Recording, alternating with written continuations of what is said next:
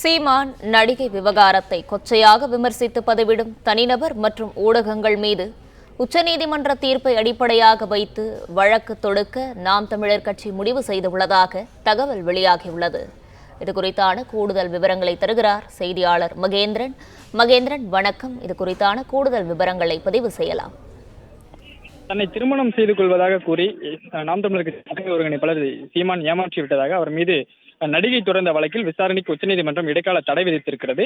இந்நிலையில் நடிகையை ஏமாற்றியதாக சீமான் மீது சமூக வலைதளங்களில் பல்வேறு தரப்பினரும் அரசியல் கட்சியை சார்ந்தவர்களும் பல்வேறு கருத்துக்களை கூறி வருகின்றனர். விரைவில் விசாரணையை முடித்து அறிக்கையை தாக்கல் செய்ய வேண்டும் என்று உயர்நீதிமன்றம் தெரிவித்த நிலையில் அதற்கு உச்சநீதிமன்றம் தற்போது இடைக்கால தடை விதித்துள்ள நிலையில் இனி யாராவது சீமான் குறித்து தவறான கருத்துக்களை, கொச்சையான கருத்துக்களை சமூக வலைதள பக்கங்களோ அல்லது ஊடகங்களிலோ பேசினாலோ அவர்கள் மீது நடவடிக்கை எடுக்க காவல்துறையினரிடம் கட்சியினர் புகார் அளிக்கலாம் என்று கட்சி தலைமை சார்பில் கட்சியினருக்கு உத்தரவு கொடுக்கப்பட்டதாக தகவல் வெளியாகி இருக்கிறது.